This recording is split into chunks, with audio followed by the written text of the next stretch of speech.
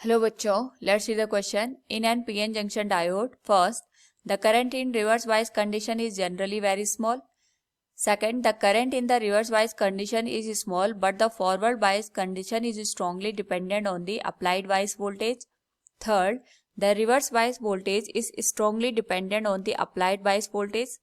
Fourth, the forward bias current is very small in comparison to reverse bias current. Now to answer this question, first we will discuss here the key concept, and here the key concept is PN junction diode in case of the forward and reverse bias condition. यानी अगर हम यहाँ पे PN junction की बात करते हैं उस केस में जो हम फॉरवर्ड और रिवर्स बायस की बात करते हैं किस तरीके से ये एक्ट करता है पहले हम उसे अंडरस्टैंड करेंगे, then we will answer the given question. Now यहाँ पे अगर हम बात करें PN जंक्शन की तो जो पी टाइप और एन टाइप सेमीकंडक्टर होते हैं अगर हम इनका यहाँ पे कनेक्शन बना दें तो इसके करस्पॉन्डिंग पीएन जंक्शन फॉर्मेशन यहाँ पे हो जाता है. जो पी टाइप सेमीकंडक्टर होता है और जो एन टाइप सेमीकंडक्टर होता है अगर हम इनकी इंडिविजुअली बात करें तो पी टाइप सेमीकंडक्टर में होल्स मेजॉरिटी चार्ज कैरियर्स होते हैं और जो हमारे पास यहाँ पे एन टाइप सेमीकंडक्टर होते हैं इसमें electrons as a majority charge carriers का काम करते हैं. तो पहले हम यहाँ पे ये अंडरस्टैंड करते हैं कि अगर हम बैटरी का यूज ना करें या कोई भी एक्सटर्नल बाइसिंग का यूज ना करें उस केस में जो हमारे पास मेजॉरिटी चार्ज कैरियर्स होते हैं इनमें डिफ्यूजन की प्रोसेस हमें देखने को मिलती है.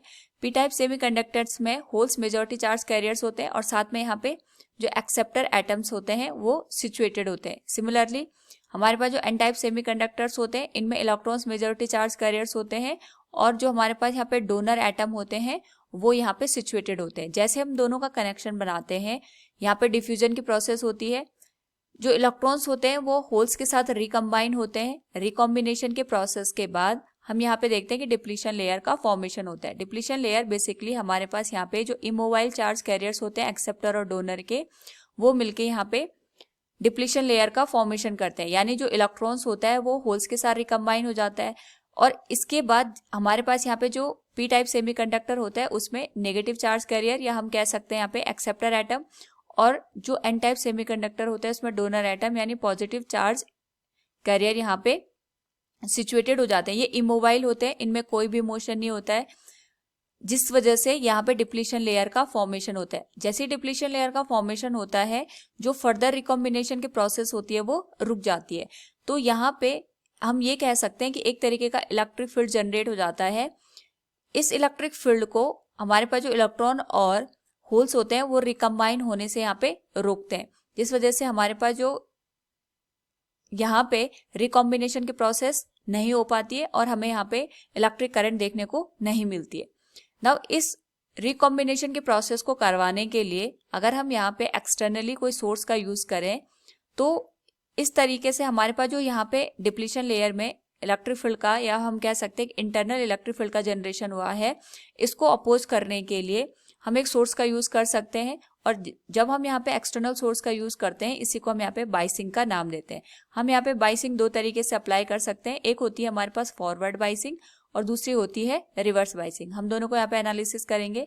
हमने यहाँ पे पीएन जंक्शन का फॉर्मेशन किया, ये आ गया हमारे पास यहाँ पे डिप्लीशन लेयर, ये नेगेटिव चार्ज कैरियर्स हो गए, ये पॉजिटिव हमारे पास यहाँ पे इमोबाइल चार्ज कैरियर्स हो गए. तो ये आ गया हमने यहाँ पे ये पी टाइप सेमीकंडक्टर और ये एन टाइप सेमीकंडक्टर. यहाँ पे होल्स मेजॉरिटी चार्ज कैरियर्स होंगे और यहाँ पे इलेक्ट्रॉन्स. नाउ यहाँ पे अगर हम पी टाइप सेमीकंडक्टर को पॉजिटिव टर्मिनल के साथ और एन टाइप सेमीकंडक्टर को नेगेटिव टर्मिनल के साथ कनेक्ट करते हैं इस पर्टिकुलर केस में हमारे पास जो बाइसिंग की जाती है इसको हम फॉरवर्ड बाइसिंग का नाम देते हैं. पी टाइप को पॉजिटिव के साथ और एन टाइप को नेगेटिव टर्मिनल के साथ कनेक्ट करके. तो इसकी वजह से हमारे पास यहाँ पे जो पॉजिटिव टर्मिनल है ये होल्स को रिपेल करता है और नेगेटिव टर्मिनल यहाँ पे इलेक्ट्रिक जो हमारे पास चार्ज कैरियर है इलेक्ट्रॉन की फॉर्म में उनको यहाँ से रिपेल करता है. तो हमने यहाँ पे बेसिकली किया क्या कि हमारे पास जो एक्सटर्नल सोर्स है इसकी हेल्प से हमने यहाँ पे एक्सटर्नली एक इलेक्ट्रिक फील्ड जनरेट किया जो कि यहाँ पे डिप्लीशन लेयर में इलेक्ट्रिक फील्ड जनरेट हुआ था उसका यहाँ पे अपोज करता है या फिर उसके अपोजिट डायरेक्शन में ये इलेक्ट्रिक फील्ड यहाँ पे काम करता है. और जब हम यहाँ पे इतना स्ट्रॉन्ग इलेक्ट्रिक फील्ड या फिर हम कह सकते हैं एक्सटर्नल सोर्स अप्लाई कर देते हैं कि हमारे पास जो इलेक्ट्रॉन और होल्स है इनका रिकॉम्बिनेशन यहाँ पे स्टार्ट हो जाता है, तो फर्दर हमारे पास जो ये डिप्लीशन लेयर है इसकी थिकनेस यहाँ पे कम हो जाती है।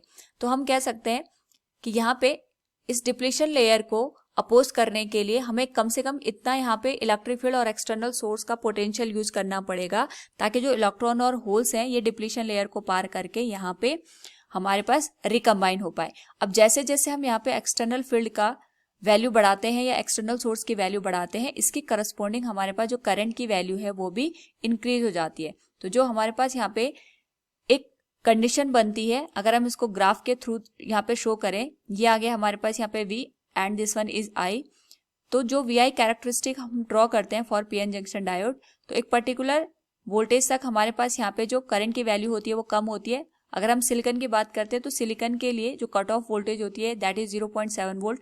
इससे आगे जैसे हम यहाँ पे वोल्टेज की वैल्यू बढ़ाते हैं, जो करंट का अमाउंट होता है ये एक्सपोनेंशियली यहाँ पे इंक्रीज होने लग जाता है, यानी जितना हम यहाँ पे पोटेंशियल अप्लाई करते जाते हैं उसके करस्पॉन्डिंग जो करंट की वैल्यू है वो एक्सपोनेंशियली इंक्रीज हो जाती है। सेकेंड केस हम यहाँ पे डिस्कस करेंगे फॉर द रिवर्स बायसिंग का। तो रिवर्स बायसिंग के केस में हमारे पास जो हमने पोलैरिटी यूज की है उसका जस्ट अपोजिट यहाँ पे यूज करते हैं, यानी जब हम PN जंक्शन डायोड यहाँ पे यूज करते हैं तो ये आ गया P type semiconductor and this one is the N type semiconductor.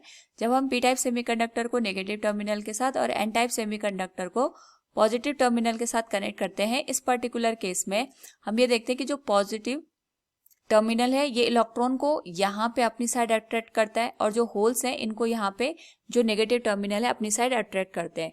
या हम ये कह सकते हैं कि हमारे पास जो डिप्लीशन लेयर है इसकी थिकनेस यहाँ पे बढ़ जाती है, क्योंकि इलेक्ट्रॉन और होल्स अपोजिट डायरेक्शन में मूव करते हैं तो यहाँ पे रिकॉम्बिनेशन की प्रोसेस नहीं हो पाती है। साथ में जो डिप्लीशन लेयर है इसकी थिकनेस भी यहाँ पे इंक्रीज हो जाती है। थिकनेस इंक्रीज होने से हमारे पास जो करंट का अमाउंट होता है ये बहुत कम हमें देखने को मिलता है। हम ये कह सकते हैं अप्रोक्सीमेटली आइडियल केस में जो रिवर्स बायसिंग में करंट की वैल्यू होती है वो 0 होती है, बट कुछ थर्मल यहाँ पे माइनॉरिटी चार्ज कैरियर्स होते हैं, यानी टेम्परेचर की वजह से जो P टाइप सेमीकंडक्टर होते हैं इनमें इलेक्ट्रॉन्स जनरेट हो जाते हैं और N टाइप सेमीकंडक्टर्स में यहाँ पे होल्स जनरेट हो जाते हैं। तो जिस वजह से इनमें यहाँ पे रिकॉम्बिनेशन होता है और स्मॉल अमाउंट में हमारे पास यहाँ पे करंट का फॉर्मेशन होता है in case of the reverse biasing. तो रिवर्स बायसिंग के केस में करंट तो फ्लो होता है, लेकिन ये जो करंट फ्लो होता है ये हमारे पास यहाँ पे टेम्परेचर की वजह से होता है, ना कि जो एक्सटर्नल हम बैटरी या सोर्स यहाँ पे अप्लाई करते हैं उसकी वजह से।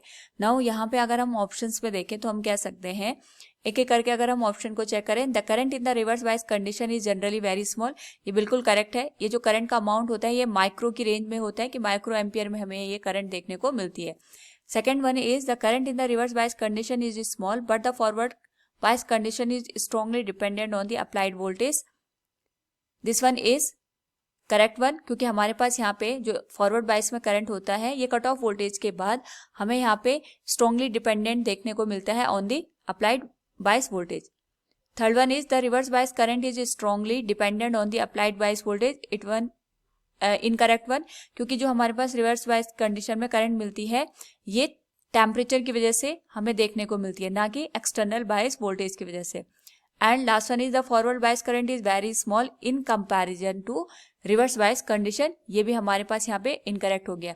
जो फॉरवर्ड बायस कंडीशन में करंट मिलती है उसकी रेंज मिली एम्पियर में होती है, जबकि जो हमारे पास रिवर्स बायस कंडीशन में करंट मिलती है वो माइक्रो एम्पियर में होती है। तो हम कह सकते हैं जो हमारे पास फोर्थ ऑप्शन है ये इनकरेक्ट है। So from the given question हम यहाँ पे कह सकते हैं हमारे पास जो ऑप्शन फर्स्ट है and option second both are correct. Hope all you understood it. Thank you and best of luck.